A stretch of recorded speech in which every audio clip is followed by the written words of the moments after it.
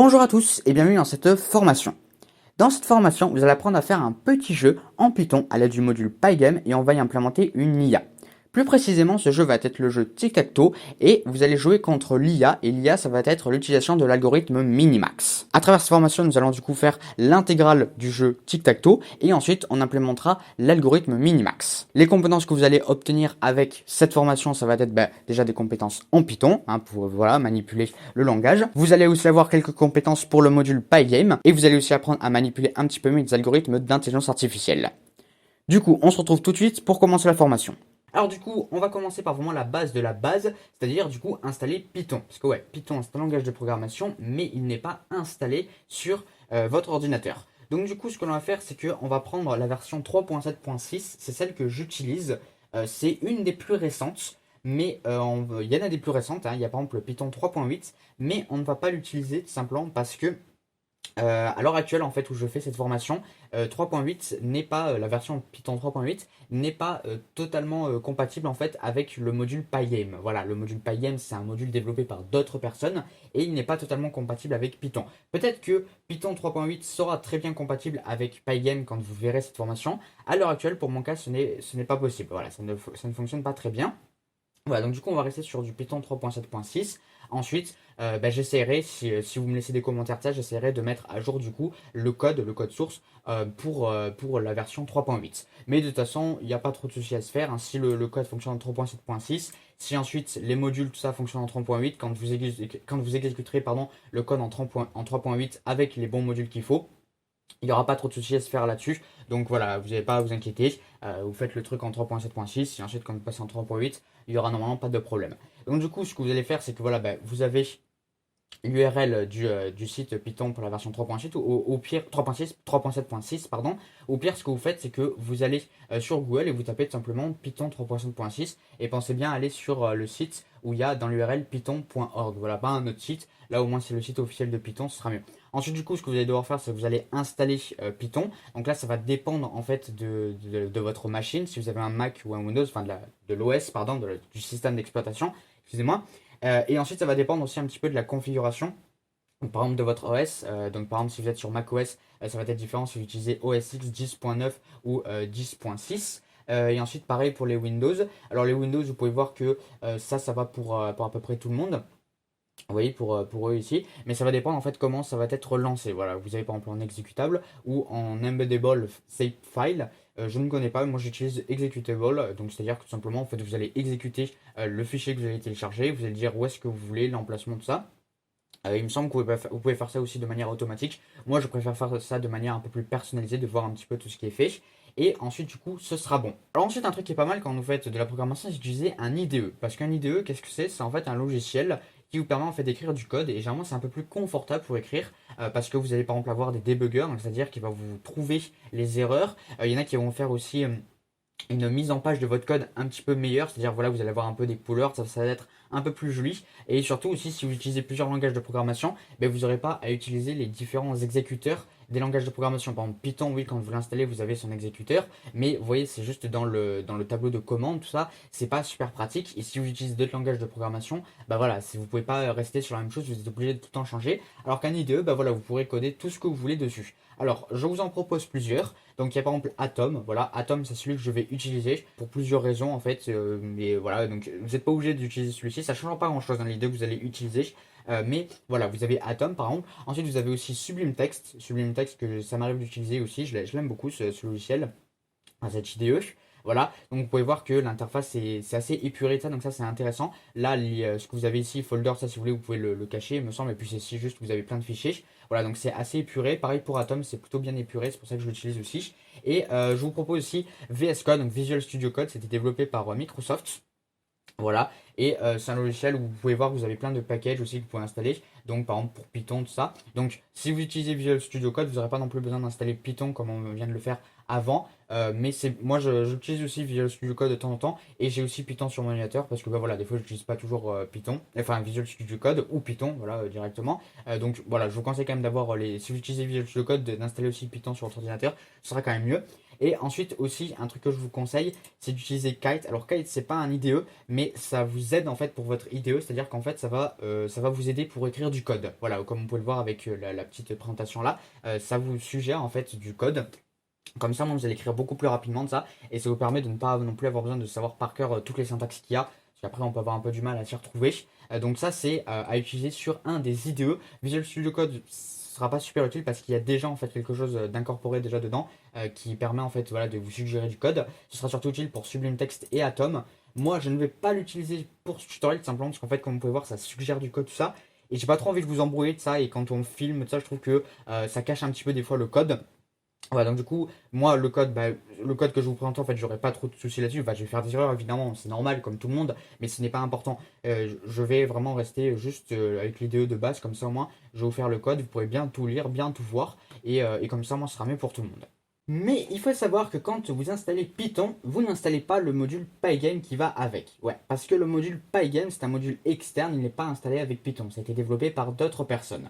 Mais ce n'est pas compliqué, on va l'installer nous-mêmes. Alors du coup, ce qu'il va falloir que vous fassiez, c'est que vous allez sur l'invite de commande et vous allez faire un pip install. Le pip install, qu'est-ce que c'est? C'est un outil qui est installé quand vous installez Python, qui vous permet d'installer tous les modules externes. Donc simplement, ce que vous allez faire, c'est que vous allez faire pip install et ensuite le nom de votre package, de votre module. Donc nous, c'est Pygame. Des fois, le nom peut être différent quand vous rentrez dans l'invite de commande du nom officiel du module, mais là, c'est Pygame, il n'y a pas de souci à se faire.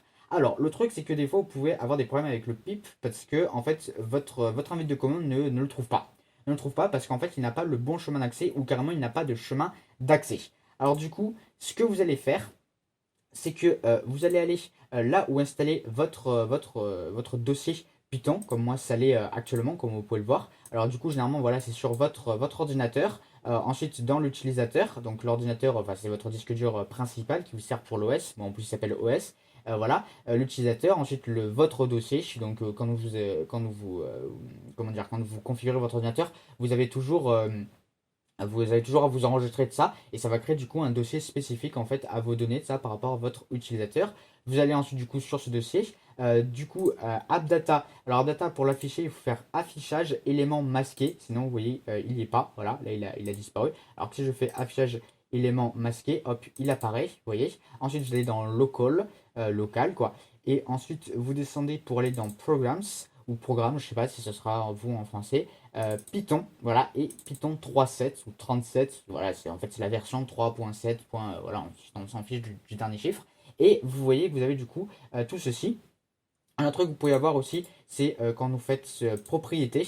Vous voyez, là vous avez du coup l'emplacement total. Et du coup ça va nous être utile. Pourquoi? Simplement parce qu'en fait on va renseigner à l'ordinateur où se trouve l'exécuteur Python, donc c'est-à-dire lui qui est ici, qui va nous permettre du coup quand on va exécuter avec notre commande des fichiers Python de les exécuter. Comme ça on n'a pas besoin de passer par ça. Et comme ça moi il pourra lire aussi les fichiers qui ont des modules externes, comme par exemple Pygame. Et ensuite, script ici qui va nous permettre d'exécuter par exemple le pip, voilà, les fichiers pip ici, qui sont ici, comme ça moi il pourra les retrouver quand on va faire un pip. Alors du coup, ce qu'il va falloir que vous fassiez, c'est que, alors attendez, il va falloir que je configure un petit peu tout ceci. Il va falloir que vous alliez aller dans panneau de configuration, système et sécurité, système. Ensuite, vous allez dans paramètres système avancé, ok. Alors ensuite, il va falloir que je fasse un petit peu de modification. Attendez. Voilà. Alors ensuite, c'est pas lui que vous allez avoir tout de suite. Ne vous inquiétez pas. Ensuite, là, c'est quand vous allez cliquer sur modifier. OK. Et là, vous allez du coup, quand vous allez cliquer sur paramètres système avancé, vous allez avoir cette petite fenêtre, c'est là où il y a variable d'environnement. Vous allez cliquer du coup dessus sur variable d'environnement. OK. Et dans variable d'environnement, du coup, vous allez avoir la fenêtre que vous voyez à gauche et vous allez avoir passe en haut et en bas, en fait, sur voilà, les deux petites fenêtres à imbriquer à l'intérieur. Donc, vous allez cliquer sur celle d'en bas sur modifier. Et sur modifier, vous pouvez voir que moi, je vais peut-être en avoir plus que vous, notamment concernant celle où il y a marqué Python 3.7, parce qu'elle risque de manquer en fait. Du coup, ce qu'il va falloir, c'est que vous cliquez sur modifier, ou nouveau, plutôt nouveau, comme ça, moi, vous ne modifiez pas les autres chemins, et vous ajoutez du coup le chemin d'accès où il y avait en fait, vous vous rappelez, celui où je vous ai montré, où on avait voilà en fait ici où on avait du coup notre dossier Python avec le dossier script et l'exécuteur Python. Donc du coup pensez bien à rajouter ces deux chemins, le chemin avec le dossier script qui va vous amener du coup au dossier script qui va vous permettre d'installer du coup n'importe quel module Pygame, enfin module pardon, comme par exemple Pygame ou d'autres modules. Et celui où il y aura, où à la fin vous aurez python.exe, comme ça au moins quand on va utiliser un vide de commande, on pourra exécuter nos fichiers Python. Comme ça au moins quand on aura fini de taper notre code sur notre IDE, on pourra du coup aller sur notre invite de commande et exécuter nos fichiers Python sans problème avec les modules. Enfin il pourra lire en fait les modules externes, comme par exemple les modules Pygame, qui sont importants pour nous parce que ben, c'est le module que nous allons utiliser. Et ensuite du coup vous revenez et vous pouvez faire du coup le pip install, le Pygame sur votre invite de commande. Alors ensuite on se retrouve pour finaliser notre préparation du coup avant de coder. Donc là vous voyez en arrière-plan Atom en fait qui est lancé avec un fichier qui n'est pas encore enregistré, qui n'a même pas de nom. Ce qu'on va faire c'est qu'on va créer notre dossier, comme ça au moins on va pouvoir y mettre notre fichier Python. Et on va pouvoir mettre aussi un dossier qui va contenir en fait les images qui vont nous servir pour notre jeu. Je les mettrai en téléchargement, hein, ce sera voilà, c'est inclus dans la formation, ce ne sera pas vous à aller chercher vos fichiers, enfin vos photos, vos images. Enfin, vous pouvez le faire hein, si vous avez envie de tester pour vous-même, mais j'en mettrai voilà pour ceux qui les veulent. Alors, du coup, ce qu'on va faire, c'est qu'on va créer un dossier spécifique à ça. Et ce dossier, il faut que notre invite de commande arrive à le retrouver facilement. Alors, on va pas trop s'emmerder, du coup, on va le mettre en fait là où l'invite de commande commence son chemin d'accès. Donc, c'est-à-dire C, donc notre disque dur principal, l'utilisateur et notre dossier d'utilisateur. Du coup, ce qu'on va faire, c'est qu'on va créer du coup un dossier dans ce chemin d'accès. Donc, pour créer un dossier dans ce chemin d'accès, ben, il suffit juste de faire mkdir. Vous voyez, et ensuite on met le nom de notre dossier. Donc moi je vais appeler ça formation. Vous voyez, voilà, formation. Vous mettez le nom que vous voulez. Si vous voulez qu'il soit à rallonge votre nom, bah, vous mettez des traits d'union. Voilà. Alors on peut mettre voilà formation Python par exemple. Je vais mettre ouais, je vais laisser formation comme ça, moi ce sera plus facile. Voilà, formation, vous mettez des tirets si vous voulez, ou des tirets du bas, des tirets du 8 si vous avez envie. Et ensuite vous faites entrée. Et ensuite, si vous allez sur du coup le dossier, voilà, si vous allez dans l'explorateur de fichiers et que vous cherchez à l'endroit où on a, au chemin d'accès où on a mis le dossier, vous pouvez voir qu'il y a un dossier formation, vous voyez, dossier qui est vide. Ça veut donc dire que nous avons créé notre dossier là où nous allons pouvoir déposer du coup nos fichiers Python et nos fichiers, nos assets, tout ça pour tout notre projet. Alors du coup ensuite ce que l'on va faire c'est que l'on va enregistrer notre fichier Atom. Alors tout d'abord je vais juste écrire voilà un petit truc, voilà le print hello world. Ensuite comme ça on va exécuter le fichier après pour tester si ça fonctionne. Donc on enregistre le fichier, on va là où je vous avais dit, utilisateur, le nom, le dossier de votre utilisateur, formation, voilà, et là on va mettre bah voilà, formation par exemple. On va peut-être pas mettre le même nom, parce que ça risque de bugger au cas où. On va mettre tout simplement bah, voilà, main, voilà, ce sera notre fichier principal. Donc main.py, donc ça c'est la fin est important, le point .py en fait, c'est pour bien dire que c'est un fichier Python, voilà, c'est comme ça que ça se termine avec un point .py. On enregistre. Voilà, et comme vous pouvez voir, il retrouve notre dossier, il y a main.py, voilà, donc ça c'est parfait. Les couleurs ont changé aussi, tout simplement, parce que maintenant il reconnaît que c'est du code en fait, et du coup il va vous faire un petit habillage de couleurs, voilà, donc ça peut toujours être sympa. Ensuite, ce que l'on va faire, c'est que on va revenir sur notre invite de commande. Alors, ce que l'on va faire, c'est que va falloir qu'on retrouve notre dossier formation. Il va falloir qu'on y aille pour pouvoir ensuite exécuter le fichier qui est à l'intérieur. Et bien, tout simplement, ce qu'on va faire, c'est qu'on va faire cd et on va marquer formation. Alors, vous pouvez marquer les premières lettres, et ensuite vous appuyez sur tab et voilà, vous avez ensuite le nom de votre dossier. Donc, s'il a la rallonge, comme moi j'ai failli faire, ben, vous appuyez sur tab et voilà, c'est bon. Ensuite, vous rentrez, enfin vous appuyez sur entrée et vous êtes rentré du coup dans votre dossier. Vous voyez que maintenant il y a un slash formation. Et du coup, ce que vous allez faire, c'est que vous allez ensuite rentrer le nom de votre fichier Python. Vous ne mettez pas Python avant, simplement parce que comme je l'ai dit, dans le chemin d'accès qu'on a rentré dans le panneau de configuration, on a mis le python.exe. Du coup, il le retrouve directement. C'est pas comme le pip install où il faut marquer pip, parce qu'on a mis comme chemin d'accès le slash scripts à la fin, et pas scripts slash pip.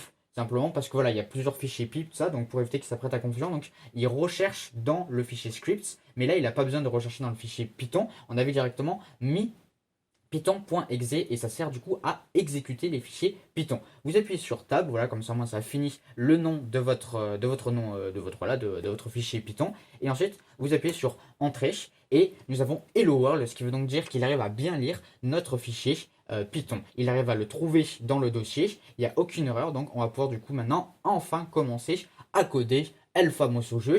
N'hésitez pas aussi à télécharger ou à installer, enfin à télécharger les fichiers qui vont vous servir pour ce jeu tic-tac-toe et vous les mettez dans ce dossier, le dossier formation, enfin moi il s'appelle formation mais vous le mettez dans ce dossier, là où vous allez du coup ensuite exécuter, enfin vous allez mettre vos fichiers Python qui vont ensuite être exécutés. Ok, donc du coup maintenant on va pouvoir commencer notre projet. Alors je vais juste rappeler rapidement ce que c'est que le tic-tac-toe. Donc le tic-tac-toe, bah voilà, on va prendre voilà, un petit site internet pour pouvoir dessiner. Donc c'est une grille, vous voyez, 3 par 3 la grille. Donc, généralement, c'est un carré. Bon, là, je trace ça à main levée, donc du coup, c'est pas fameux, mais vous voyez l'idée. Donc, c'est une grille où il y a des cases vides, et dans des cases, on va pouvoir mettre du coup des pions. Alors, du coup, ça se joue en un contre un. Donc, il y a un joueur, donc le joueur 1, vous voyez, et le joueur 1, il va avoir un type de pièce, et le joueur 2 va avoir un autre type de pièce. Donc, généralement, c'est des croix et des cercles, hein, voilà. Je crois qu'à la base, ça s'appelait cross un note, je crois, un truc comme ça. Je ne sais plus exactement, circle and note, il me semble. Donc, le joueur 1, lui, il va avoir des cercles, vous voyez, et le joueur 2, il va avoir des croix. Et chacun leur tour, ils vont placer du coup leurs pièces respectives. Donc si le joueur 1 commence, il va commencer, il va mettre voilà, un cercle quelque part. Le joueur 2 lui va placer une croix. Et pour que l'un des joueurs gagne, il faut qu'il aligne horizontalement ou verticalement ou en diagonale ces trois pièces, enfin trois pièces à lui. Donc par exemple, ben voilà, si le joueur 1 il arrive à aligner horizontalement, non pardon, en diagonale trois cercles, ben, du coup il arrive à gagner. Voilà, et du coup ben, le but est d'éviter que votre joueur adverse arrive à placer trois pièces avant vous. Voilà, donc il va falloir essayer de le contrer, savez-vous, il va falloir essayer de trouver des tactiques. Bon, il n'y a pas non plus énormément de possibilités, hein, qu'on va voir, parce que dès qu'un joueur met, bah, vous voyez, il reste plus que de 8 grilles, enfin 8 cases possibles, pardon. Et du coup, voilà, c'est assez compliqué de trouver une stratégie. Souvent, la stratégie, c'est de commencer au milieu, de placer voilà, votre pièce au milieu. Comme ça, au moins, bah, voilà, si vous vous mettez par exemple ici, bah, après, bon, il peut vous coincer là, mais après, vous pouvez mettre ici ou ici. Enfin, vous voyez, c'est un petit peu plus facile. Vous voyez, des tactiques. Mais c'est pas le but ici, c'est essayer de coder du coup un jeu en Python, un petit tic-tac-toe et ensuite mettre une IA. Donc vous serez, bah, je sais pas, par exemple le joueur 1, Ilia sera du coup le joueur 2, voilà, enfin votre joueur adversaire, et il va falloir du coup qu'elle essaie de vous contrer et qu'elle essaye de gagner. Ok, donc du coup on se retrouve sur notre fichier Python sur notre IDE Atom, et ce que l'on va faire du coup c'est qu'on va commencer par importer les modules. Alors du coup import pygame, donc un module quand même assez important vu que c'est ce qu'on va utiliser pour pouvoir faire notre jeu. Import random, import mass. Ensuite, alors mass n'est pas forcément obligé, je crois, de l'importer. Enfin, si, il nous le faudra, mais de cette manière, comme je suis en train de faire, pas forcément. Parce que après, on fait from mass import inf as infinity. Vous voyez? Et ça, du coup, euh, ouais, alors ça, vous n'êtes pas obligé de le faire. C'est juste moi, je rename le symbole inf en infinity. Mais si vous voulez, vous pouvez juste laisser comme ça. Mais pensez juste à faire import mass. Voilà, ensuite import 6, import, attention, voilà, import os, import time. Voilà en gros les packages dont on aura besoin. Ensuite, on va faire quelques autres petits trucs pour la configuration de voilà, on va dire le BABA, mettre en place voilà, vraiment les fondations. Donc, tout d'abord, il va falloir qu'on fasse pygame.init, donc ça, ce sera mieux. On va faire aussi pygame.font.init, ça nous sera utile si on a besoin de mettre du texte, voilà, du texte à l'aide de pygame. Voilà, donc ça c'est pour, voilà, pour pouvoir bien utiliser tout ça, voilà, penser à initialiser. Ok, ensuite il va nous falloir la taille de notre canvas, donc de notre fenêtre pygame. Alors, vous pouvez faire un carré, je pense que c'est mieux vu qu'on fait une grille 3 par 3 comme ça on a les mêmes dimensions et ça évite voilà, de devoir jongler entre différents trucs. Alors, moi je vais mettre deux variables qui vont être de la même valeur, voilà. Si vous voulez, vous pouvez en mettre qu'une seule, hein, vu que c'est les mêmes. Après, la résolution, vous mettez ce que vous voulez. Vous mettez ce que vous voulez, c'est pas important. Le tout, bah, c'est voilà, c'est que ça rentre bien dans l'écran de votre ordinateur, parce que ça dépasse pas, sinon ça risque d'être un peu compliqué. Ok. Alors ensuite, on va importer nos fichiers, donc circle et cross, voilà, que vous pouvez voir à gauche. Alors, du coup, ce que l'on va faire, donc cross, c'est croix, ok.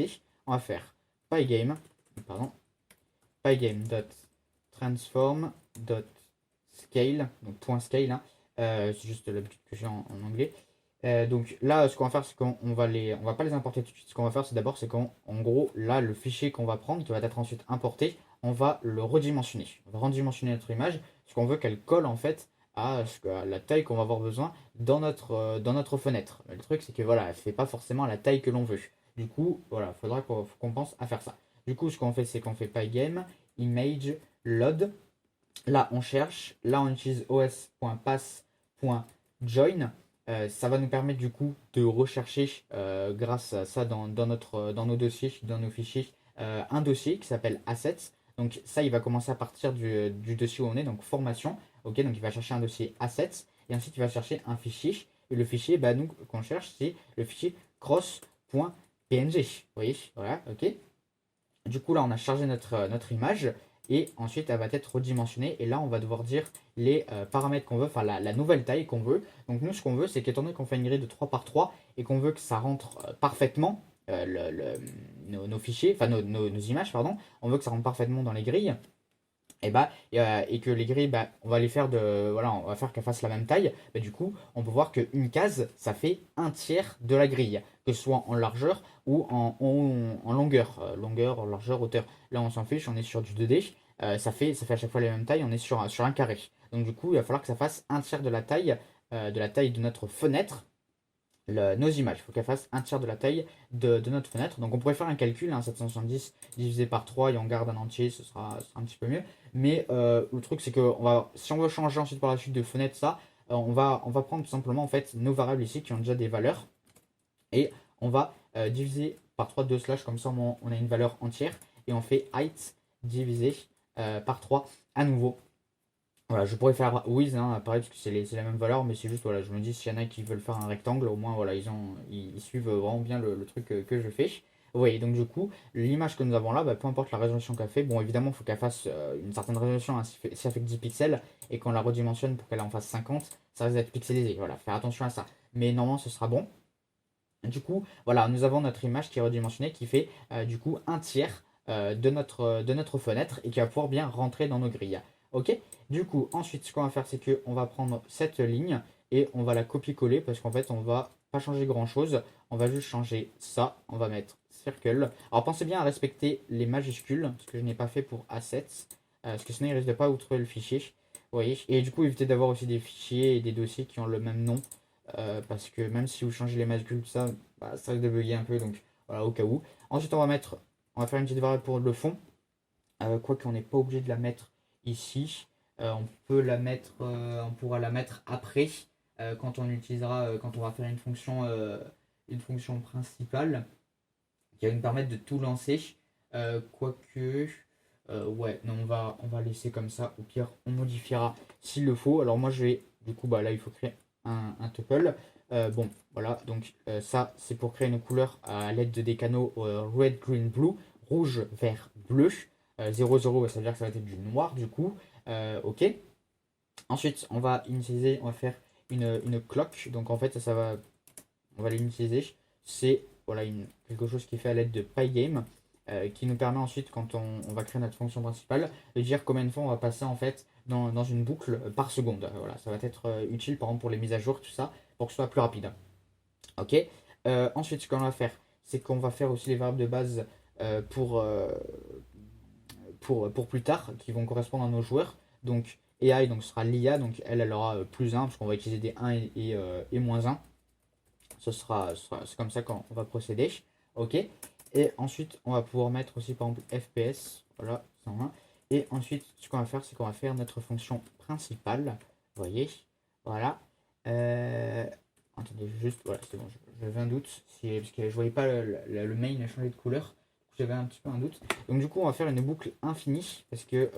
Enfin, infinie. Vous allez comprendre. Parce qu'en fait, le truc, c'est que quand on lance Pygame, la fenêtre va s'ouvrir et va directement se refermer. Donc pour éviter ça, il faut qu'elle soit tout le temps relancée en quelque sorte. C'est-à-dire qu'à chaque fois, la boucle while, une fois qu'elle est terminée, elle recommence. Du coup, on va utiliser un run equal true. Comme ça, moi, c'est une boucle, quelque sorte en boucle infinie. Mais le truc, il faut faire attention à ça, parce qu'il faut penser à mettre une condition d'arrêt. Si on n'a pas de condition d'arrêt, ça va tourner en permanence. Ça risque de planter. Et de planter votre ordinateur aussi, s'il n'a pas une énorme puissance ou s'il n'a pas de sécurité. Donc du coup, on va faire ce que, comme tous les programmes, c'est-à-dire que quand on va appuyer sur la croix, ça va se fermer. Donc ça, tout simplement, on peut le récupérer à l'aide de Pygame. Donc ça, c'est considéré comme des événements, en fait, qu'on va récupérer. Voilà, if event dot type.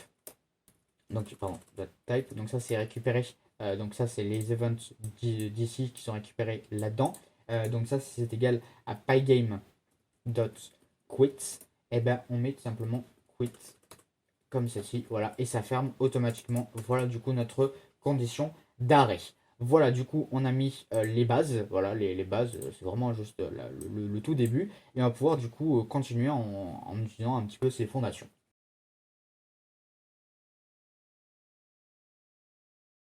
Alors du coup, on va continuer notre projet. Alors, le truc qu'on va faire, nous, c'est que on va créer un tableau.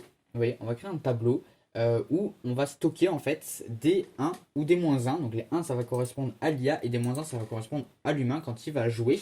Et ensuite, ce qu'on va faire, c'est qu'on va parcourir ce tableau, cette liste, et ensuite on va placer à l'écran du coup des cercles ou des croix. Donc, on va essayer de représenter un petit peu mieux tout ceci. Donc, en gros, vous voyez, donc là, on a notre case. Donc, admettons, on place ici, voilà, un joueur place ici le cercle. Il va falloir du coup que le programme il trouve les coordonnées en fait quand on clique sur l'écran pour que une image soit affichée à ces coordonnées-ci. Et en plus de ça, il va falloir qu'on réutilise ces coordonnées et on va les modifier de sorte à ce que ça corresponde en fait ensuite à un index pour pouvoir ensuite le placer un -1 dans notre liste. Alors vous inquiétez pas, si vous n'avez pas tout compris, c'est pas grave, on va voir ça plus ou moins tout de suite. Voilà. D'abord, il va nous falloir une liste. Alors, une liste de listes, même j'ai envie de dire, parce qu'en fait, chaque liste va correspondre en fait à une ligne. Une ligne. Donc une ligne de notre tableau principal. Donc, du coup, ce qu'on va faire, c'est qu'on va avoir une liste principale qui va avoir en fait toute notre liste. Donc, imaginez en fait que notre tableau, notre grille, c'est notre liste principale. Et ce tableau, il va avoir ensuite voilà, plusieurs lignes. Des lignes horizontales, il va en avoir trois. Et bien, ces lignes horizontales, ça va être du coup des listes qui seront contenues à l'intérieur. Donc, ce qu'on va faire, c'est qu'on va faire new board. Voilà, on va créer un nouveau tableau. Et ce qu'on va faire, c'est qu'on va faire, euh, on va faire va falloir qu'on crée des listes à l'intérieur de la liste. Donc pour ça, on va utiliser des boucles. Donc tout simplement, on va faire for i in range 3. Donc ça va en créer 3 du coup hein, de listes. Alors, non, là, ça va pas créer 3 listes. Là, il va falloir d'abord qu'on dise qu'est-ce qu'on va envoyer. Là, ça va envoyer tout d'abord des zéros. Donc, c'est-à-dire que les zéros, bah, ça va rien afficher. Ouais, c'est-à-dire qu'il faudra que ce soit des 1, soit des -1. Et si c'est un -1, ça va afficher, qu'est-ce qu'on va faire afficher des cercles. Et si c'est des 1, bah, ça va faire afficher des croix. Voilà. Donc du coup, ça, euh, quand on veut générer voilà, des listes dans des listes, du coup, il faut tout d'abord bah, mettre ce que va contenir les listes, voilà, ce qu'elles vont contenir. Donc c'est ce qui va être return. Donc le return, on le met ici. Et là, ensuite, ce qu'on va faire, c'est qu'on veut qu'on ait dans cette liste 3 listes. Donc du coup, bah, on va return ceci pour envoyer ceci. Voilà. Donc on va mettre for g in range 3. Voilà, pareil à nouveau. Et ensuite, on fait return new board. Voilà, du coup, nous avons du coup notre liste de listes. C'est parfait. Alors ensuite, du coup, je vais créer aussi une petite fonction. En fait, parce qu'il faut savoir que le cercle, il est noir. Le problème, c'est que le fond, il est noir. Du coup, voilà, je vous parle de ça en même temps. Comme ça, moi, je vous montre une petite fonction qui vous permet en fait de convertir vos fichiers, donc des fichiers PNG, dans une autre couleur. Voilà, il change en fait la couleur grâce à ça. Donc là, les deux paramètres, ça va être la surface, donc ça va être l'image que vous allez utiliser, et couleur, bah, c'est la couleur que vous voulez, en quelle couleur il veut que ce soit, vous voulez que l'image devienne en fait. Si vous voulez qu'elle devienne rouge, bah, vous mettez en paramètre rouge. Donc rouge, bah, il va falloir le mettre en forme avec les canaux RGB, rouge, vert, bleu. Et bon, voilà, ce sera pas super compliqué. Donc, on utilise du coup du Pygame, vous voyez, voilà, tout simplement. Hop, donc c'est ça qui est pas mal avec Pygame, c'est qu'il y a pas mal de choses. Alors, ensuite, on va mettre RGB, on va même mettre aussi un tiré du bas. En fait, c'est le troisième, là, enfin le quatrième, pardon, c'est le canal alpha. Il n'est pas super important, mais là, on va le mettre pour le coup. Donc, il faudra penser quand vous avez votre paramètre qu'il soit constitué en fait de 4 variables. Vous voyez? Euh, Ensuite, du coup, hop, comme ceci, on passe en revue dans W. Ok. Alors, attendez, voilà. Ensuite, for Y in range H. Voilà, A est égal à surface Voilà. Euh, Attention, il y a deux parenthèses, enfin deux couples de parenthèses. Vous voyez, voilà. Et ensuite, surface.set-at. Ensuite, on a d'abord deux couples de parenthèses. Ensuite, on sort d'un couple de parenthèses et on arrive à pygame.color et on met RGB. Voilà. Donc on passe en fait sur tous les pixels pour ensuite leur appliquer les couleurs qu'on a mis ici. Et pas. Attendez. Juste que. Oui, non, c'est bon. Je ne me suis pas trompé. Ok, donc du coup, là, ce sera pour plus tard, quand on aura besoin de convertir notre image qui est un cercle noir, on va le changer de couleur du coup. Alors, du coup, ce que l'on va ensuite faire, c'est qu'on va revenir ici et on va mettre en fait ce qu'il nous faut pour que quand on clique en fait à un endroit dans l'image, enfin dans notre fenêtre, ça nous mette les coordonnées. Donc quand on fasse un clic gauche, ça nous met les coordonnées et du coup, ça nous servira ensuite pour plus tard, pour ensuite récupérer ces coordonnées et faire ce que l'on veut. Et pour par exemple afficher nos images à partir de ces coordonnées pour qu'on puisse s'y retrouver. Donc là, on va être dans cette boucle, pas dans ce if, dans cette boucle, parce qu'on va récupérer en fait tout ceci, c'est pour les touches en fait, les touches et l'utilisation de la souris. Donc, alors du coup, hop, on va faire comme ceci. Vous voyez, attendez que je réfléchisse un petit peu en même temps. Alors, vouloir on va vouloir que nous ce soit la souris, ok? Donc ça va être ici, donc button down, donc c'est-à-dire quand on fait un clic de souris. Ensuite, ce qu'on va faire, c'est qu'on va prendre le turn. Le turn, donc ça va être, soit ça va être l'IA, soit ça va être le joueur. Donc là, pour l'instant, on va rester sur le joueur, voilà. Donc il faut que quand on fasse un clic, ce soit aussi au joueur de jouer. Enfin, l'humain de jouer, parce que sinon, s'il clique tout le temps, même si c'est pas son tour, bah voilà, ça risque en fait de casser en fait la règle de chacun son tour qui joue. Voilà, donc il faut penser que ce soit du coup bien l'humain, donc human.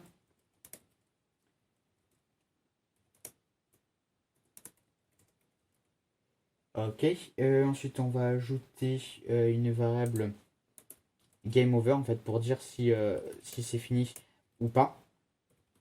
Donc c'est à dire s'il y a un des joueurs qui gagne, donc ça nous servira pour plus tard quand on dira bah voilà il y a un des joueurs qui gagne, donc game over égale à true, voilà pour nous dire que c'est fini. And not game over, voilà. Ensuite du coup on va vérifier à nouveau, ouais c'est peut-être pas forcément utile, mais oh, au pire on va le mettre pour bien s'assurer qu'il n'y ait pas de problème.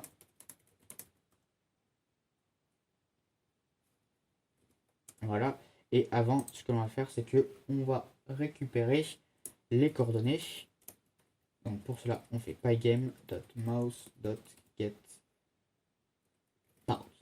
Voilà. Voilà. Ok.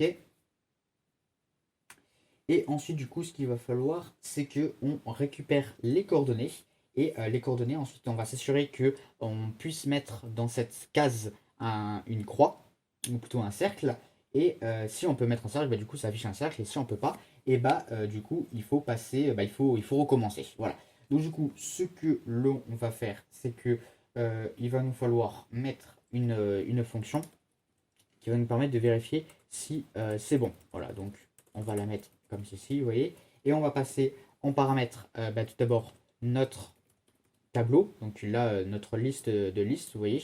Donc il va falloir que je l'importe, alors enfin que j'importe, que je la crée. Donc gameboard, pardon, hop, voilà, et c'est égal en fait, alors, en instantiant en fait une fois. Ça s'appelait bien gameboard, je sais plus. Non, createboard, excuse-moi, createboard. Voilà. Ok, donc voilà, et ensuite on va mettre comme paramètre, on va en mettre plusieurs, et on va mettre aussi quel joueur on est, vous voyez. Mais avant, on va devoir mettre deux paramètres, c'est-à-dire les coordonnées. Donc les coordonnées, pour cela en fait on va récupérer pod en fait qui est une liste. Ouais, donc ça va être x, et ça va être nos coordonnées y. Un truc c'est que là on va avoir des coordonnées, genre si on clique, je sais pas, en haut à gauche, bah, on va voir 0, 0, et si on clique en bas, on va avoir 770 sur 770. Nous, ce qu'on veut, c'est que ça se décompose de sorte à ce que ça nous serve aussi d'index. Voilà, pour vérifier en fait que ce soit bon. Du coup, en fait, ce qu'on va faire, c'est que on va découper à chaque fois en 3. On va diviser par 3 en fait. nos coordonnées. Comme ça, au moins, on va utiliser des divisions comme celle-ci. Comme ça, moi, ça nous donne un entier. Et grâce à ça, on va pouvoir avoir soit 0, soit 1, soit 2. Ce qui nous permettra du coup de le parcourir dans notre liste. C'est un petit peu particulier à comprendre, mais c'est comme ça qu'on va fonctionner. Comme ça, au moins, voilà, nos coordonnées vont nous servir aussi comme index. Ok, donc je me suis trompé en fait, c'est divisé par la taille on va diviser par un tiers de la taille en fait. Voilà, je me suis trompé, c'est comme ceci. Hop, voilà, non, je l'avais déjà mis. Donc en fait, à chaque fois, on va prendre les coordonnées et on va les diviser par un tiers de la taille totale, donc un tiers de 770. Et du coup, quand on va diviser ces coordonnées, eh ben, soit ça va nous donner quelque chose, un résultat qui va être proche de 0, donc ça va être arrondi à 0, soit un résultat proche de 1, qui va être arrondi du coup à 1, soit un résultat proche de 2, qui va être arrondi à 2. Si on prend par exemple 100, voilà, 100 vous le divisez par un tiers de 770, ça va du coup, quand vous allez faire le calcul, ça va vous donner quelque chose qui est proche de 0, et ça va nous permettre du coup d'avoir les coordonnées en index, et on va pouvoir savoir du coup où est-ce que ce sera. Ok, donc là, du coup, on aussi. Vous pouvez faire des prints aussi, comme ça, vous voyez, vous faites print pose 0, comme ça, et ensuite vous faites print pose divisé par with divisé par 3, et vous allez voir que ça va être différent. Ça va être selon l'endroit où vous allez cliquer, ça va être égal à 0, à 1 ou à 2. Bon, cette fonction, on ne l'a pas encore mise en place, du coup, on va la faire. Vous voyez, donc on va juste faire comme ceci. Alors, set location, hop, donc il s'appelle comme ceci. Alors, def set locations. Donc alors, on avait dit qu'on avait le tableau d'abord, ensuite X, Y et le joueur, voilà, qui a son tour. Donc du coup, nous avons ceci. Alors, ensuite, alors du coup, cette location. Alors, du coup, on va vérifier qu'on est sur un bon emplacement. Donc là, on va utiliser à nouveau une fonction que l'on va créer par la suite. Donc, hop, voilà, et on passe voilà, en paramètres ici. Hop. Du coup, si elle s'avère être juste, cette fonction, c'est vrai, donc true, eh ben, hop, on peut mettre du coup ici le player. Donc on met d'abord Y et ensuite X, simplement parce qu'en fait on parcourt une liste de listes. Et les listes, ça représente nos lignes en fait. On a 3 lignes qui se superposent. Du coup, on va d'abord faire le Y, puisque les lignes, rappelez-vous, les lignes, bah voilà, c'est celle-ci, celle-ci, celle-ci. Et du coup, bah là, on est en fait sur quelque chose qui se superpose en Y. Voilà, donc si on nous dit, bah voilà, vous posez à la première ligne, donc si on est en index, ça commence à 0, donc c'est 0, 1, bah voilà, on sera d'abord ici, et ensuite on se positionnera du coup sur X si on sera sur la première, la deuxième ou la troisième case. Voilà, donc c'est une petite nuance à avoir. Ok, donc si ça, c'est bon, et ensuite on retourne chou. Voilà, parce que n'oubliez pas qu'on a mis un else, un if, pardon, ici, mais avant dans la fonction principale, la fonction main. Et si c'est faux, bah, si ça fonctionne pas, bah, on retourne false. Et du coup, bah, voilà, il faut recommencer. Puisque voilà, on n'a pas accès à la condition suivante, on est toujours au même état. On va faire du coup valid location. Voilà, donc def valid location. Hop, pareil, comme j'ai dit, voilà, ceci. Et du coup, ce qu'on va faire, c'est que on va parcourir, mais ceci, on va le mettre dans une autre fonction à nouveau. Donc, ce qu'on va faire, c'est que cette fonction, elle va contenir en fait des listes. Voilà, enfin, ça va être une liste qui va contenir voilà, à chaque fois des toutes petites listes. Donc, une empty cells, vous voyez, et elle a comme paramètre le board. Voilà. Et bon, là, on peut mettre un print si vous avez envie. Mais en gros, ce qu'on va voir, c'est qu'on va, si notre liste avec comme valeur les coordonnées voilà, qui sont rentrées ici, qui étaient voilà, envoyées tout ici, si on la trouve dans notre liste de listes, et bah, ça veut dire que c'est vide, et du coup, c'est un bon emplacement, et du coup, on peut return true. Et si c'est pas le cas, on return false. Voilà, et du coup, on va mettre empty cells, vous voyez, hop, et empty cells, ça a juste comme paramètre board, vous voyez, ok. Donc, du coup, ce qu'on va faire, c'est qu'on va mettre ça, empty cells, donc ça va être une liste, vous voyez, hop, et ce qu'on va faire, c'est que on va parcourir tout d'abord notre tableau, donc qui est une liste de listes, donc notre liste, on va parcourir toutes les listes. Donc tout d'abord, on va faire y row, in enumerate board, enumerate, donc enumerate c'est pour avoir l'index et la valeur. Dans les numériques, je me suis pas trompé, je mets une couleur un petit peu bizarre, bon ça vient d'être bon. Et ensuite, for x case in enumerate à nouveau row, voilà. Ok, donc ça comme je dis c'est l'index et ça c'est la valeur, donc row du coup c'est des listes vu qu'on parcourt une liste de listes. Et du coup, on va récupérer les valeurs de notre liste board. Et comme c'est toutes des listes, bah, chaque row, ce sera une liste. Voilà. Ok. Ensuite, on vérifie ici case.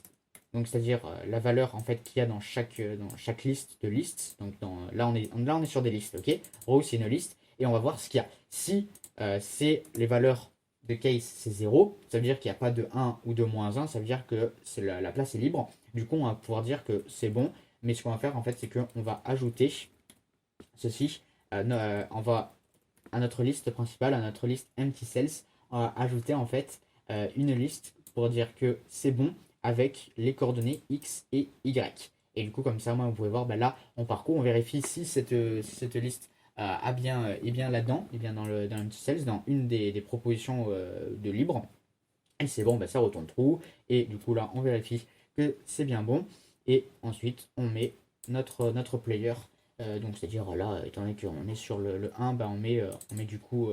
Enfin, on est sur le humain, du coup, on met 1. Ok, du coup, ceci, on vient de le faire, c'est pas mal. Et du coup, ensuite, ce qu'on va faire, c'est qu'on va checker le jeu. Donc, c'est-à-dire pour voir en fait s'il gagne ou pas le joueur, ou pas, ou s'il se passe rien. Voilà, c'est juste pour voir si on continue du coup. Voilà, donc, alors il va falloir trois conditions. Donc, c'est-à-dire que si on vérifie le jeu, c'est-à-dire soit le joueur humain gagne, soit il ne se passe rien, mais on peut plus continuer, c'est-à-dire qu'en fait il a rempli la dernière case, soit il y a encore des cases de libre et du coup on continue. Voilà, c'est ça qu'il faut faire attention, c'est que on a trois choix en fait qui s'offrent à nous, donc il faut bien penser à les mettre. Ok, donc check game, bon, vous voyez que c'est une fonction. Euh, alors, ensuite, alors là j'ai passé cette fois-ci en paramètre human. Bon, le paramètre vous le connaissez pas, mais j'ai pas mis turn comme certains pourraient se demander. Non, parce que là en fait je veux bien vérifier si c'est l'humain qui gagne. Je pourrais les mettre, hein, parce que le turn il n'a pas encore changé, il a toujours la même valeur. Si on est là-dedans, ça veut dire qu'il a pas encore changé. Mais c'est pas grave, hein. Vous voyez, c'est pas grave. Donc, check game. Alors là, cette fonction, check game. Alors, check game, ça va être du coup pour voir en fait, pour parcourir notre tableau, pour voir si tout est opérationnel ou s'il faut arrêter parce qu'il n'y a plus de place ou si l'humain a gagné. Donc du coup là on va mettre comme paramètre board et player pour voir en fait voilà le joueur. Alors du coup là ce qu'il va falloir que l'on fasse c'est qu'on vérifie horizontalement, verticalement et en diagonale ce qu'il se passe. Ce qu'il se passe donc horizontalement bah, ça peut être les trois colonnes horizontales, les trois colonnes verticales et les deux diagonales. Une qui part du haut gauche vers le bas droit et une du haut droit pardon, vers le bas gauche. On va commencer par le check horizontal. Pourquoi? Parce qu'en fait, bah, c'est juste voir en fait si on parcourt les tableaux, enfin notre grille, on parcourt du coup ensuite les colonnes, et si les colonnes elles ont toutes la même si une des colonnes elle a trois valeurs, donc toutes ces valeurs sont les mêmes, et bah c'est bon, ça veut dire qu'il y a quelqu'un qui a gagné. Et si c'est pas le cas, bah c'est pas grave. On continue du coup. On le mettra ailleurs en fait si s'il y a besoin de vérifier ou pas s'il reste des places de libre. Ça on le fera après, c'est pas bien compliqué. Je viens d'avoir l'idée. En fait, bah, il faut juste vérifier que empty cells, ouais, qu'on avait fait ici, bah, elle soit vide en fait. Voilà, qu'il y a rien. S'il y a rien, ça veut dire qu'il y a plein de libre. Voilà. Bon, si vous voulez, on peut le faire maintenant. Voilà. Donc on vérifie que la longueur de empty cells, on n'oublie pas le paramètre, hein, parce que ça reste quand même une fonction. Vous voyez, c'est égal. Pardon, je vais y arriver.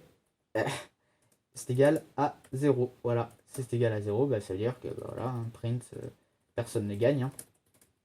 Vous voyez. Et du coup, on return true. Parce qu'après, il faut pas oublier qu'on a mis ça sous forme de condition. Donc, comme ça au moins, euh, voilà, on continue. Voilà, on verra chaque fois true pour s'assurer que tout fonctionne bien. En fait, le if, ce sera vraiment si quelqu'un gagne où il n'y a plus de place. Voilà, sinon on passera, bon, vous verrez au pire si vous ne comprenez pas tout de suite. Donc du coup là ce qu'on va faire c'est qu'on va checker horizontalement, donc horizontalement on va passer dans toutes les listes, et dans les listes on va s'assurer que les valeurs qui sont contenues dans la liste soient les mêmes, et si c'est les mêmes, bah, voilà, on dit que bah, c'est bon, il y a quelqu'un qui gagne. Bah, ça c'est pas bien compliqué en fait, parce que bah, il nous suffit juste de, bah, oula, de passer en revue toutes les listes que nous avons dans notre tableau, vous voyez. Et ensuite, ce que l'on va faire, c'est qu'on va s'assurer que if row, attendez, hop, donc la première valeur de notre liste est égale à la deuxième et est égale aussi à la troisième. Et ça, il faut que ce soit égal à quelque chose au player en question pour qu'on puisse s'y retrouver. Voilà, parce que si c'est l'IA, mais que le check est fait pendant qu'on fait le joueur, il risque peut-être d'y avoir une confusion. Enfin, vous voyez, donc du coup, on va s'assurer que tout ceci, c'est bien égal au joueur. Et ça, ça peut être n'importe quelle liste, hein, puisqu'on passe en revue toutes les listes du tableau. Après, bon, toutes les listes, elles ont la même structure, elles ont trois valeurs, chacune trois valeurs.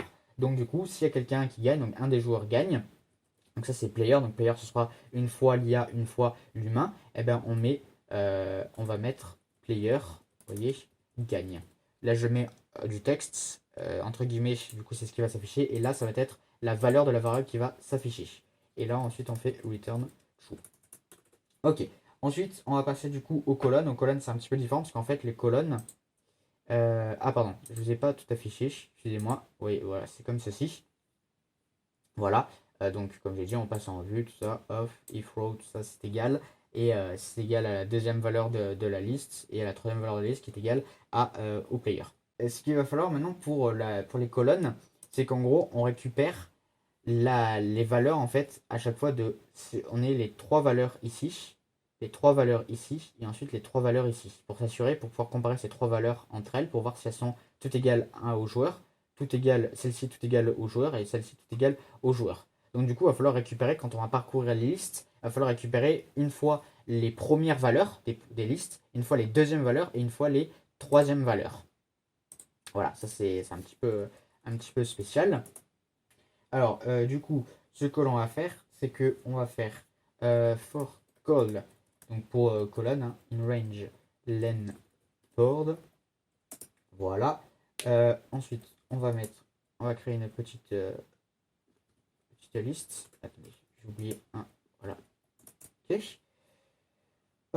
Donc là, du coup, à chaque fois qu'on va passer dans la boucle, on va voir une nouvelle liste qui va être créée. C'est normal, hein, parce que nous, ce qu'on veut, c'est que on est.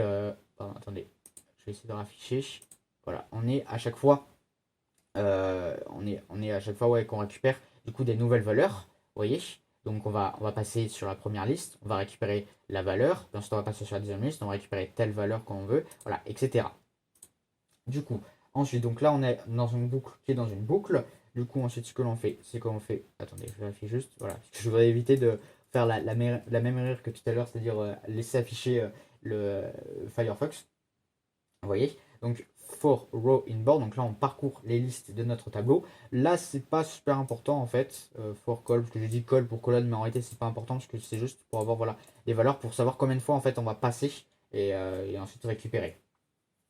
Donc là, on ajoute check à notre liste qui est créée ici quand on passe voilà, pour la première fois, enfin quand on passe voilà, dans la boucle. Et ce qu'on va faire, c'est qu'on va récupérer hop, une des valeurs de la liste selon la valeur de la colonne. Donc ça va être 0, ce col plutôt, elle s'appelle. Ça va être 0, ça va être 1, ça va être 2. Du coup, là, on va passer 3 fois, hein, parce que voilà, la longueur du tableau, il a 3 listes, vous voyez. Donc on va passer 3 fois et à chaque fois, on va récupérer la même valeur. La même valeur, du coup, on sera bien sur le cas où, vous voyez, si on passe une fois, donc on passe une fois et on est à l'école vaut 0, donc on va récupérer sur cette liste, on va prendre la valeur 0. Ensuite, on va passer à la deuxième liste. Donc, on va prendre à nouveau la valeur 0. Et ensuite, on va passer à la troisième liste, on va passer à la valeur 0. Ensuite, on va recommencer la boucle. Enfin, là, on va recommencer, on va prendre à 1. On va créer une nouvelle liste. Et cette liste, ensuite, ça va reparcourir la liste. Ça va prendre ensuite les valeurs à l'indice 1. Donc, ici, ici et ici. Voilà. Ok. Alors ensuite, du coup, hop, on fait comme ceci. Check.append, donc du coup, voilà, on ajoute ici notre valeur. Et là, ce qu'on va faire, c'est qu'on va sortir de la boucle. Et ce qu'on fait, c'est qu'on vérifie en fait combien il y a de fois la valeur player dans check. Voilà, donc dans notre liste. Donc on fait le nom de la liste, .count. Voilà, c'est pour compter combien de fois il y a une valeur. Et si ça c'est égal à la longueur de check, donc de notre liste, bah, ça veut dire que notre liste là, elle a trois valeurs. Et si les trois valeurs sont les mêmes, bah, ça veut dire qu'il y a un joueur qui gagne. Et il faut s'assurer aussi que bah, il ne soit pas la valeur 0, parce que bah, au début, il va y avoir la valeur 0 tout le temps, tout le temps, tout le temps, parce que personne n'aura joué. Mais bah, non, s'il n'y a que des valeurs 0, on ne veut pas qu'ils nous disent que quelqu'un gagne, parce que bah, il n'y a personne qui gagne en fait. C'est l'initialisation de base. Voilà, donc ensuite on peut mettre player, vous voyez, hop, player, gagne. Voilà. Ensuite, on fait return true. Ok, si il se passe quelque chose, c'est-à-dire que ça gagne. Voilà. Ensuite, il nous reste à faire diagonale, donc diagonale horizontale, enfin diagonale horizontale, n'importe quoi. Dans la première diagonale, la deuxième diagonale. Alors, ce que l'on va faire, c'est qu'on va faire pour la première diagonale. On va créer une liste ici, voilà, juste comme ça. Il n'y a pas de souci, hein, de la mettre comme ça. On crée juste une liste, il n'y a absolument rien de fou pour Python. Donc ensuite, ce qu'on va faire, c'est qu'on va récupérer l'index et le reverse index. Vous allez voir. Ah non, ça c'est du spoil ça. Ça c'est du spoil, c'est pour la deuxième. Je vais d'abord faire la première parce que c'est un peu délicat déjà. Donc on va parcourir déjà. Enfin on va parcourir. On va prendre la longueur du tableau et on va parcourir du coup avec cette valeur. Donc le tableau bah, il a une valeur de 3. Donc il faut index in range 3, donc 0, 1, 2. Voilà, si on calcule comme ça. Et du coup, ce qu'on va faire, c'est que à chaque fois qu'on va passer, on va ajouter les valeurs de l'index. Alors, comment cela fonctionne? Alors du coup, ce que l'on va faire, c'est que on va parcourir, du coup, on va voir tout d'abord, on a notre boucle, ok? On a notre boucle voilà, qui va parcourir. Et, attendez, je vérifie juste. Ouais, non, c'est bon. On a du coup notre liste. Et vous voyez, donc elle va parcourir ça tranquillou papillou. Et. Ah non, elle va pas parcourir. Je m'embrouille un petit peu, attendez. On va reprendre. Ce qu'on veut là, c'est que on a notre boucle qui compte 0, 1, 2. Elle va compter par exemple à 0. Ok. On va ajouter à 0 une valeur, la valeur à l'indice board index, index. Vous voyez? C'est-à-dire ici. Ok. Index, index. J'ai fait une petite faute par la même occasion. Donc on parcourt, vous voyez, ici, donc il va nous dire index. Donc ça par exemple, on va prendre 0, on va prendre un exemple. Parce que je voulais vous faire théorique, mais j'y arrive pas, on va prendre théorique. 0. Ça va prendre 0, 0. Ok. Ça va prendre 0. Donc là, la pièce en haut à gauche. Si on reprend ici, c'est en haut à gauche. Ici, elle a 0, 0. Ensuite, on va prendre la deuxième. Parce qu'on on a fini la boucle, là on va reprendre. Donc là, on va passer à 1. Et là, on va faire 1, 1. 1, 1, bah c'est lui. Parce que vous voyez, on est en Y, donc d'abord on a 1, donc on parcourt, on arrive à la deuxième liste, celle-ci, à l'indice 1. Et ensuite on va parcourir, on va prendre sa deuxième valeur, donc c'est-à-dire ici, 1. Et ensuite, on arrive à 2, vous voyez, pour terminer la boucle, bah voilà, on arrive à la deuxième et dernière liste, et on prend la deuxième valeur qui est ici, donc on a 0, 0, 1, 1, 2, 2. Donc c'est bien nos valeurs de notre diagonale. Et du coup, bah là on va faire pareil, if diags dot count player. Alors ça je vais juste le rattacher ici pour qu'on se retrouve peut-être un petit peu mieux. Equal c'est quoi? Voilà, égal la longueur de notre liste, vous voyez, et que c'est pas égal à 0. Voilà. Donc là je prends la valeur, la toute première valeur de notre liste, donc à l'indice 0. J'ai oublié de mettre un point, c'est malin, bravo. Et hop, on vérifie. Et s'il y a quelque chose, eh ben on met player gagne. Et on return true. Voilà. Ok. Voilà. Donc là, on a fait la première diagonale. Attendez, je vérifie juste que voilà, c'est bon. Hop. Du coup, maintenant, on va passer à la diagonale 2. Vous voyez. Et ce qu'on va faire, hop. On va faire comme ceci. Donc là, on va refaire à peu près le même principe, sauf que là, le truc, c'est que on va prendre la diagonale, l'autre diagonale. Donc là, on va avoir la valeur 0, 1, 2. euh, 0, 2. Ok. Ensuite, là, on va voir la valeur 1, 1. Et ensuite, on va avoir la valeur 2, 0. 2, 0, 1, 1. Et ensuite, 0, 2. Un peu compliqué, vous voyez, rien que déjà de se retrouver sur les positions de ça. Donc là, du coup, on va faire for index, reverse index, même si là on récupère une valeur, hein, mais on va l'appeler comme ça, parce que bah, vous allez voir par la suite. Enumerate, reversed, voilà, donc on récupère voilà, indice et valeur à l'envers en fait, c'est ça reverse, range, len, board. Vous voyez? Là, je vous invite à aller sur Google Colab et tester par vous-même, on fait des petits trucs pour voir en fait qu'est-ce que ça va afficher. Parce que c'est vrai que c'est un petit peu délicat à comprendre tous ces trucs. Donc voilà, ce que vous faites, c'est que vous créez un tableau et vous faites, ou au pire, vous imprimez, vous faites juste print et vous voyez un petit peu les valeurs. Et là, ça va être un petit peu particulier. Donc ensuite, on fait diax de 2 et on va à l'appareil ajouter. Et là, ce qu'on va faire, c'est qu'on va faire board et on va prendre au début, on va prendre l'index, donc on va parcourir du coup les index qui eux bah, voilà, sont normales. Alors hop, c'est comme ça déjà, c'est mieux. Vous voyez, et ensuite pour le deuxième, on va prendre le reverse index. Parce qu'en fait, on peut voir que. Attendez, voilà. On fait 2, puis 1, puis 0 en X. Vous voyez, donc en fait, on commence par à l'envers. Voilà, c'est pour ça qu'on fait comme ceci.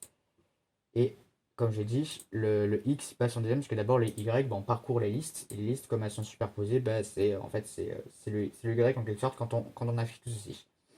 Et là, bah, pareil, du coup, à nouveau, on sort de la boucle et on fait, bah, on vérifie si, bah, pareil, voilà, si le nombre de fois que la valeur joueur apparaît, c'est égal à la, à la liste. Et on s'assure aussi au cas où, voilà, pour être sûr que c'est pas, qui compte pas voilà la valeur 0. Parce que s'il compte, voilà, si au début il n'y en a que 0 et tu me dis, bah regardez, le nombre de fois qu'apparaît le nombre de fois qu'apparaît 0, bah, c'est égal à la longueur de la liste. Oui, mais non, c'est pas ce qu'on veut. Et là, bah, pareil, on peut mettre player, voilà, gagne. Et on return true. Voilà, du coup, on vient de finir notre check game. Voilà, c'est quand même pas mal. Il était un petit peu long, mine de rien. Donc du coup, le check game. Donc si le check game s'avère être vrai, on va faire bah, print, voilà, terminé. Voilà, terminé. Check game, pas oublier aussi que ça peut être. Attendez, où est-ce qu'il est? Voilà, ça peut être aussi qu'il n'y ait personne qui gagne. Voilà, donc on met terminé. Et voilà. Voilà, voilà. Et du coup, c'est bon, on peut mettre par exemple game over equal true. Voilà. Ok. Bon alors, ensuite, on peut, pas forcément, hein, c'est sûr, c'est logique, hein, c'est pas forcément le joueur qui gagne. Du coup, s'il se passe rien, ben, on change du coup, on met turn equals AI. Voilà, on change la valeur du turn. Alors là, le turn, en fait, on pourrait faire différemment, parce qu'on va pas faire toujours commencer le joueur.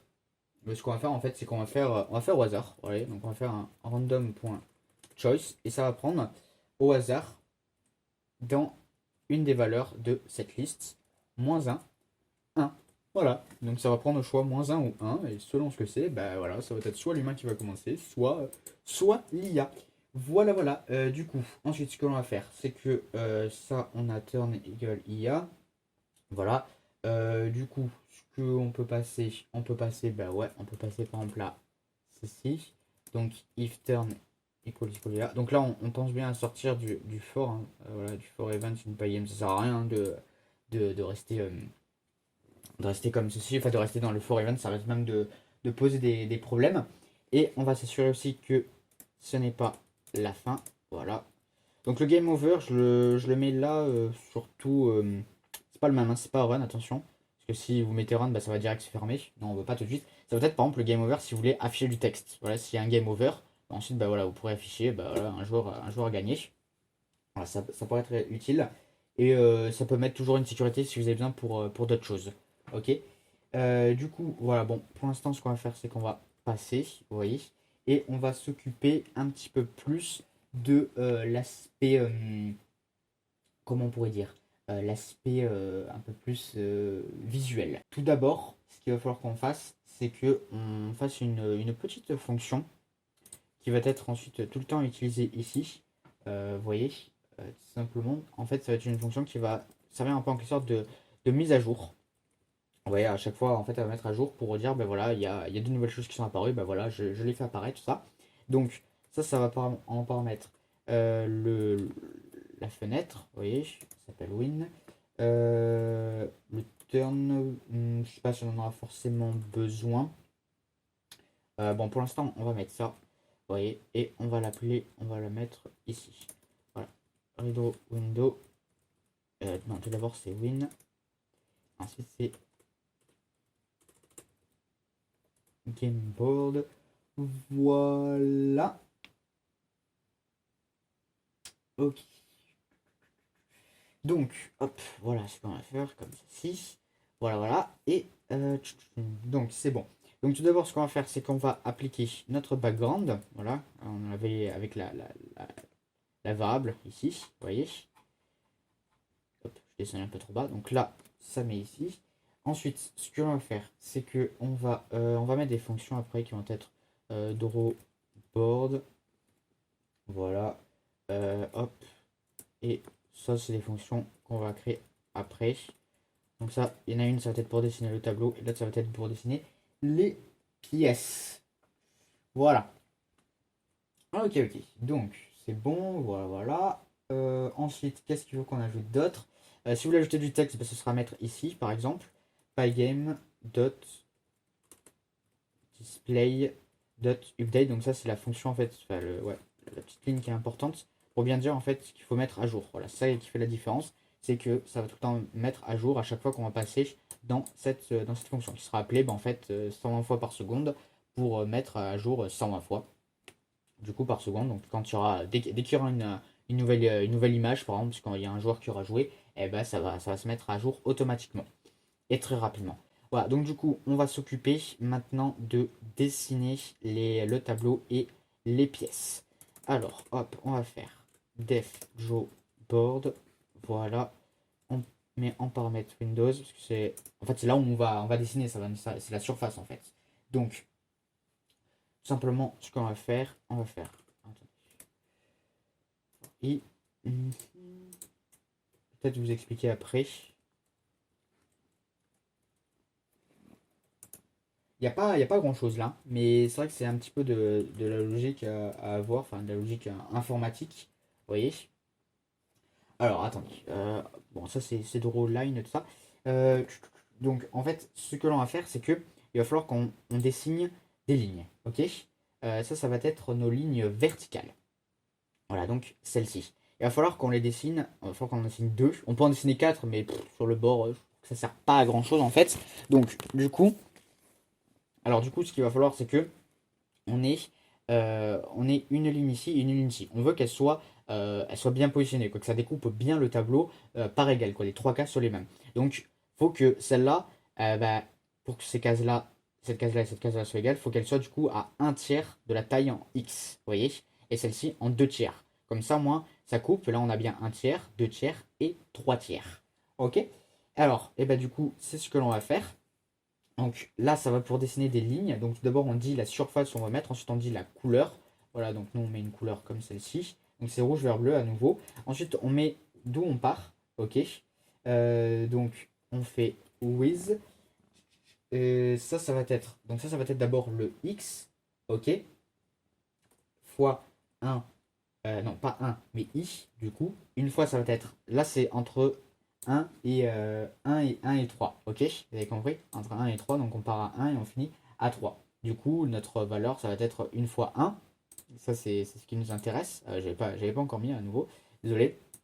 Donc là, un ici. 0, ça ne sert à rien, donc un. Et là, ensuite, on voudra 2. Et le 3, le 3 il n'est pas gardé, hein, il est exclu. Donc du coup, il va y avoir juste 1 et 2 qui vont être utilisés en quelque sorte dans la boucle for. Donc une fois, du coup, ça va être with fois un tiers. Donc ça va être en fait un tiers. La première fois, quand i est égal à 1, ça va être un tiers de la taille de notre fenêtre. Et ensuite, ça va être 2 tiers de notre taille. Et 2 tiers, ben voilà, c'est bien ce qu'il nous faut. C'est que comme ça, au moins, notre ligne ici, notre deuxième ligne sera là à 2 tiers. Du coup, on aura bien notre case ici qui fera 1 tiers, et celle-ci 1 tiers, et celle-ci 1 tiers. Voilà. Ok. Du coup, ça. Et ensuite, le Y, faut pas l'oublier. Le Y, ben là, on met à 0, parce qu'on veut que notre ligne parte d'en haut. Notre ligne parte d'en haut, vous voyez. Donc là, en fait, faut pas oublier que le repère, en fait, en Pygame et dans plein de jeux, dans plein de trucs pour les jeux, il est ici. Ça, c'est le point 0. Et là, on avance en X. Et là, on avance en Y. Ok. Voilà. Donc du coup, si on met 0, bah, ça partira d'en haut du tableau, ou de la fenêtre. Et ensuite, là, on fait with, à nouveau, fois 1 i, voilà. Et ensuite, on met la hauteur. Voilà, comme ça, moi, ça descend bien tout en bas. Ça tapera bien en bas du tableau. Là, on met 1, je sais plus pourquoi il y a ce paramètre, mais il faut le mettre. Je crois que c'est pour dire si on dessine ou pas, avec des couleurs, il me semble. Mais je suis trop sûr, mais au pire, c'est pas important. Voilà. Ensuite, on refait pareil. Là, ça va être pour horizontal. Bah là, du coup, en fait, juste ce qui va changer, c'est au lieu qu'on mette ici, le width, ça, on va le mettre ici. Voilà, tout simplement. Donc, pygame, .draw, .line, voilà, win, un nouveau, hop, on remet les mêmes couleurs. Vous pouvez les changer, hein, si vous voulez, évidemment. Après, libre à vous de faire comme vous voulez. Hop, with 1 divisé par 3. Alors, attendez, excusez-moi, j'ai fait la petite erreur. Bon, pire, c'est pas grave. Le 0 ici, le X, on n'a pas besoin de le faire bouger en fait. Attendez, que je ne me trompe pas. Oui, parce qu'en fait, là, ce qu'on veut, c'est dessiner horizontalement. Donc, du coup, ce qu'on va faire bouger au début, c'est le Y. On va falloir un tiers ici, un tiers de la taille totale et 2 tiers ici. Mais le X, pour qu'on veut que ça commence, bah, le X, faut pas que ça bouge. Comme j'ai dit que le X, ça augmente quand on continue vers la droite. Et on commence à 0 tout en haut à gauche. Du coup, on laisse 0. Voilà. Et ensuite, on fait with et hop, with fois. Alors là, j'ai mis I, mais c'est J. Attention. With fois J slash 3. Voilà. Et ensuite, on n'oublie pas de mettre 1. Et du coup, nous avons notre tableau. Voilà. Et ensuite, il va falloir qu'on dessine les pièces. Vous voyez. Hop. Et là, pareil, on va passer.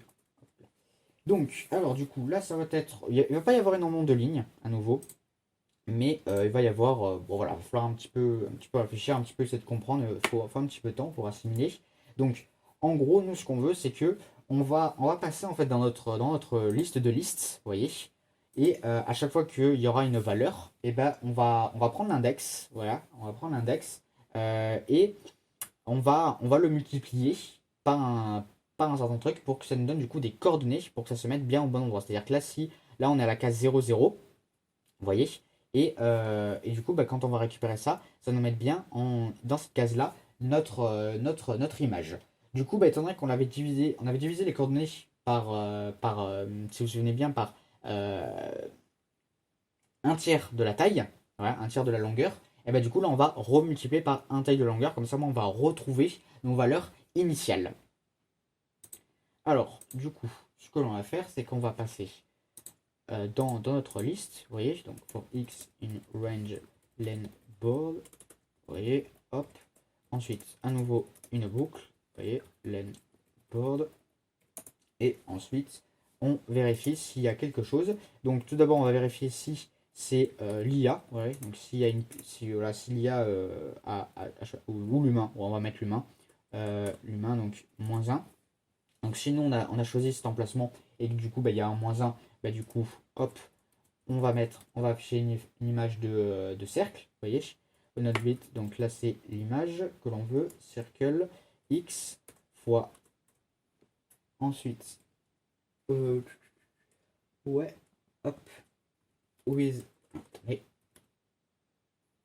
with, hop là, c'est par 3, ok, et ensuite on fait pareil pour le y, alors hop, on va faire y fois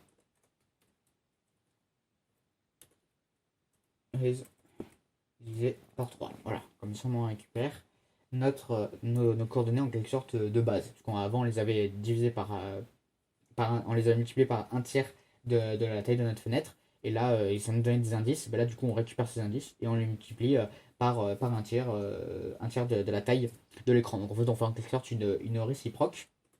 Voilà. Et là, ben, on va faire pareil. Mais cette fois-ci, ce que l'on va faire, c'est que ça va être avec les valeurs qui ont été remplies par l'IA. Voilà, donc 1. Vu que l'IA, ce sera 1. Voilà, donc du coup, on a fait du coup plus ou moins tout le visuel qu'il nous faut pour notre jeu, on a notre tableau, et quand quand l'IA ou l'humain choisit, et ben ensuite ça s'affiche à l'écran.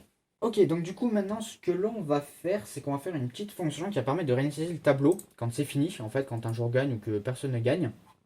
Comme ça, au moins, bah voilà, vous avez le truc, vous n'avez pas besoin de fermer et de relancer votre jeu. Donc, bah, ça, c'est pas bien compliqué. En fait, on va parcourir toutes les valeurs de notre tableau et bah, on va remettre à zéro. Voilà, tout simplement. Donc, du coup, ce que l'on fait, c'est qu'on récupère l'indice et la valeur, énumérate de notre tableau. Vous voyez, hop. Euh, En réalité, on peut le faire peut-être autrement. Ouais. Euh, euh, Ouais, bon, on va laisser comme ça. On va laisser comme ça. Voilà. Si vous trouvez mieux, bah, au pire, laissez-les dans les commentaires. Il n'y a pas de souci. Vous voyez. Et ensuite, notre tableau va récupérer les valeurs. Vous voyez. Hop, X. Et on met à 0. Voilà. Donc, on parcourt toutes les valeurs des listes voilà, qui sont contenues dans une grosse liste. Et on met tout ceci à 0. Bon, si c'est déjà à 0 parce que quelqu'un gagne, bah, c'est pas grave, ça ne plantera pas. Et ensuite, du coup, ce qu'on va faire, c'est qu'on va implémenter cette fonction quelque part. Donc, c'est-à-dire que quand ça gagne, et bah du coup, ça reset le tableau. Voilà. Donc, du coup, tout simplement, ce qu'on va faire, c'est qu'on va aller dans main. Ensuite, ce qu'on va faire, c'est qu'on va prendre. On va réutiliser avec l'espace. Vous voyez. Donc, espace. Donc, ça va être if event the type equals pygame dot keydown, donc une pièce, enfin une pièce du clavier, une touche du clavier qui est pressée, voilà, qu'on appuie. Si c'est égal à la touche, donc la touche espace, sa nomenclature dans Pygame, c'est ça. Vous voyez, et on va vérifier que c'est bien game over. Comme ça, au moins, si on appuie sur espace mais que le jeu n'est pas terminé, et ben étant donné que le game over on l'a pas mis en trou, bon faut que je le mette aussi ici en trou quand il y a gagne, mais bref, voilà, et bah du coup c'est bon. Voilà, il y a pas de souci à se faire là-dessus. Du coup, ce qu'on fait, bah, tout simplement, c'est qu'on fait resert board. Voilà. Et on met game board. Non, game board. Voilà. Voilà, voilà. Du coup, qu'est-ce qu'on pourrait mettre d'autre Ah oui, il faut qu'on convertisse aussi l'image. Notre cercle, parce qu'il est noir comme le fond, donc on risque de ne pas le voir. Du coup, tout simplement, ce qu'on va faire, c'est que on va appeler la fonction fill circle, c'est notre surface qu'on veut, et on va la mettre en verte.